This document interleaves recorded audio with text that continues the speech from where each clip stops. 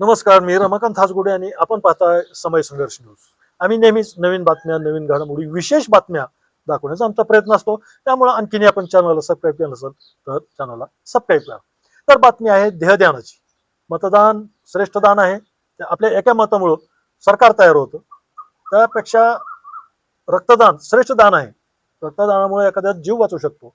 पण शेकडो हजारो पेशंटचा जीव वाचवणारे डॉक्टर घडवण्यासाठी ही शरीराची गरज असते. ते देहदान सर्वश्रेष्ठ दान मानलं जातं.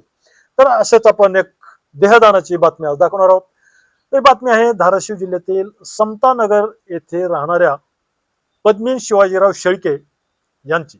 त्यांनी 2 वर्षापूर्वी देहदानाचा संकल्प केला होता. तसं मेडिकल कॉलेजला त्यांनी रितसर अर्ज पण केला होता, संमती दिली होती. काल 2 जुलैला त्यांची प्राणज्योत मालवली. त्यांनी शेवटचा श्वास घेतला 5 वाजता, दुपारी 5 वाजता. त्यानंतर त्यांच्या नातेवाईकांनी मेडिकल कॉलेजला संपर्क केला. मेडिकल कॉलेजची गाडी आली, ॲम्ब्युलन्स आली, त्यांनी तो देह न्याला. शेळके यांच्या घरी अंत्यदर्शनासाठी थोडा वेळ देह तिथं ठेवला होता. नंतर मेडिकल कॉलेजला नेण्यात आला.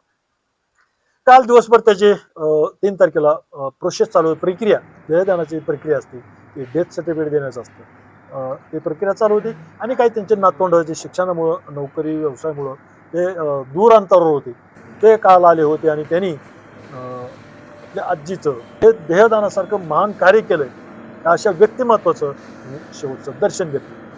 त्यावेळी वैद्यकीय महाविद्यालयाचे डीन यांनी चव्हाण सर, डॉक्टर चव्हाण यांनी या नातेवाईकांना ते डेथ सर्टिफिकेट दिलं.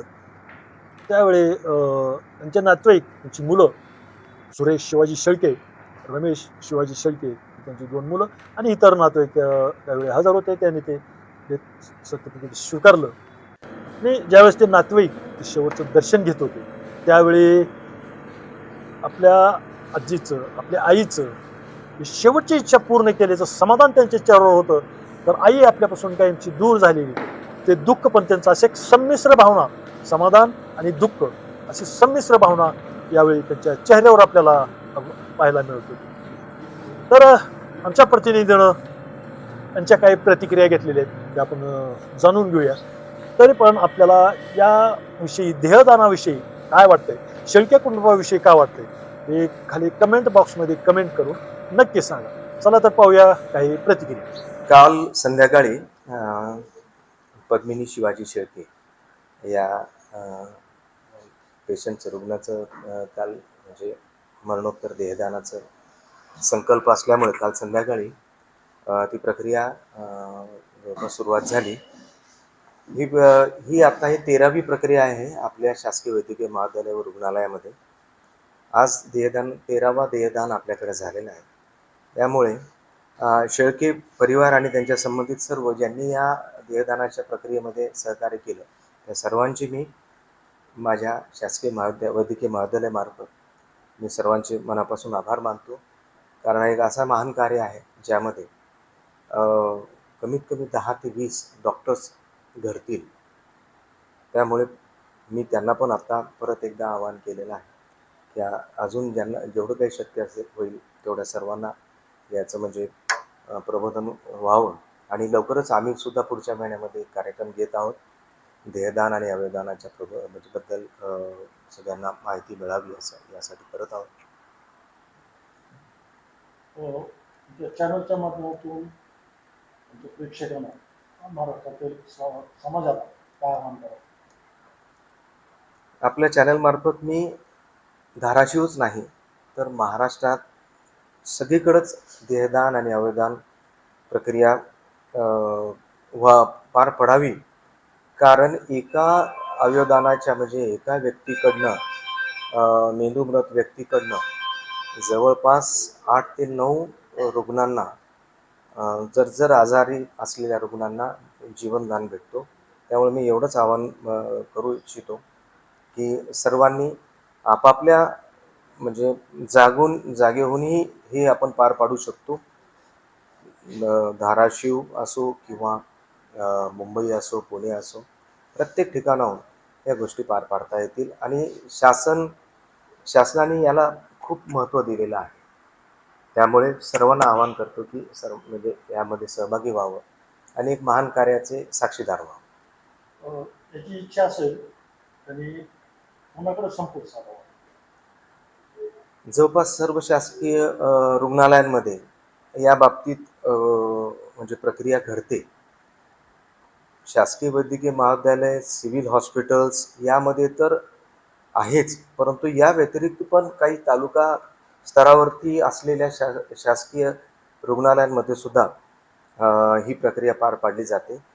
त्या व्यतिरिक्त म्हणजे मृत्यू आधी या दोन्ही पण अवयवदान आणि देहदानाची प्रक्रिया ऑनलाईन पार पाडून आपण एक ओळखपत्र सुद्धा आपण आपल्यासोबत ठेवू शकतो. त्यासोबत आपल्या सर्व नातेवाईकांना सांगून ठेवू शकतो किंवा मला देहदान करायचं आहे किंवा मला अवदान करायचं आहे. अशा प्रकारची माहिती आपण आपल्यामार्फत आपल्या सर्व कुटुंबियांना देऊन ठेवू शकतो, जेणेकरून ही प्रक्रिया राबवणे सोपे होऊन जाते. आज दिनांक 3/7/2026 रोज असून 2/7/26ला माझ्या आईचं निधन झालं राहत्या घरी. वृद्धापकाळामुळे तिचं निधन झाल्यामुळं माझ्या आईची एक इच्छा अशी होती की जरी माझी आई अशिक्षित असली तरी पण तिचे विचार अतिशय उच्च होते. वैद्यकीय शिक्षणासाठी स्वतःचा देहदान करण्याचा निर्णय घेऊन तिने मृत्यूनंतरही समाजसेवाचा मार्ग निवडला. अशा ह्या महान विचारांची माझी आई होती. जे विचार आणि संस्कार कायम प्रेरणा देतील. ह्या माझ्या आईला भावपूर्ण श्रद्धांजली. माझी आई. आज दिनांक 2/7/26 रोजी माझ्या आईच्या देहदानाचा संकल्प पूर्ण झाला आणि तिच्या संकल्पनेनुसार आम्ही आमच्या आईचा देह धाराशिव मेडिकल कॉलेजला सुपूर्त केला आणि तिची इच्छा होती की माझ्या मृत्यूनंतर माझे नेत्रदान व देहदान दोन्हीही द्यायचे. त्या पद्धतीनं आम्ही ते पूर्ण केलं आणि तिथल्या अधिष्ठातांनी वगैरे आम्हाला सर्टिफिकेट वगैरे देऊन सांगितलं की ही फार वाढलं पाहिजे. सगळ्यांनी अशी संकल्पना ठेवून देहदानाचा संकल्प सगळ्यांनी केला पाहिजे, जेणेकरून आपले चांगले डॉक्टर ह्या देशामध्ये तयार होतील. आणि अवयवदानाचं सुद्धा लोकांनी जेव्हा आपलं ब्रेन डेथ होतं त्यावेळेस ते जर विचार केला तर ते सुद्धा त्या अवयवातनं दुसऱ्या व्यक्तीला अजून एक नवीन जीवन मिळतं. तरी हा संकल्प 23/12/2024 दिवशी आम्ही इथल्या शासकीय वैद्यकीय महाविद्यालयामध्ये 2 वर्षापूर्वीच ते प्रमाणपत्र देऊन संमतीपत्र देऊन माझी सही, भावाची सही, संमती आणि आमच्या वडिलांची संमतीनं तो अर्ज सुपूर्द केला.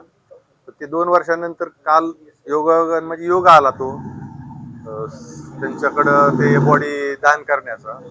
त्या पद्धतीने आम्ही काल त्यांच्याकडे बॉडी देह तो सुपूर्द केला आणि त्यांनी मग ते नेत्र सुद्धा त्यांचे घेऊन दुसऱ्या एक अंध व्यक्तीच्या कामाला ते आलेत. त्यामुळे ते आज जिवंतच आहे असं समजतो आम्ही. व दुसरे बाकीचं जे आहे ते बॉडी शरीर आहे ते डॉक्टर लोकांना पहिल्या वर्षाच्या लास्टच्या वर्षांना खास शिकण्यासाठी त्याचा उपयोग होणार आहे. आतापर्यंत आपल्या धाराशिव मेडिकल कॉलेजला शासकीय वैद्यकीय महाविद्यालयाला 12 बॉड्या आलेल्या होत्या 1 वर्षामध्ये. गेल्या 1 वर्षापासून हा संकल्प चालू झाला. तर आता ह्या कालच्या ह्यानं 13वी बॉडी आलेली आहे. तर हे लोकांनी अजून ह्याच्यात जागरूकता घेऊन जे जी इच्छा असेल त्याने ते करावं हा मला समाजाला एक निरोप द्यायचा. आणि ते कृतीतनं करून दाखवलं आम्ही. नुसतं करून थांबलो नाही की मग ते पुन्हा काहीतरी कोणतर काय म्हणलं म्हणून कॅन्सल केलं असं पण नाही. ते अगदी 100% आम्ही ते सक्सेस करून दाखवलं. ते आई साहेबांनी जो संकल्प केला होता हा विचार त्यांच्या मनामध्ये कसा? हा विचार त्यांना मराठा सेवा संघाच्या माध्यमातून मी त्यांना काही गोष्टी सुचवल्या होत्या की असं आहे आता शिवधर्म आलेला आहे आणि त्याच्यामध्ये बाबा देहदान नंतर आपल्याला दहन आणि पुरणे असं 3 प्रकार आहेत. त्याचं स्वातंत्र्य बघ की तुला कुठलं योग्य वाटतं असं मी तिला विचारल्यानंतर ती म्हणली देहदान चांगलं आहे. म्हणजे मृत्यूनंतर माझ्या शरीरावर जर काही 100 डॉक्टर शिकत असतील तर तुम्हाला मेल्यानंतर सुद्धा मी जिवंतच आहे असं तिचा संकल्प होता. त्या पद्धतीनं त्या पूर्ण झाला.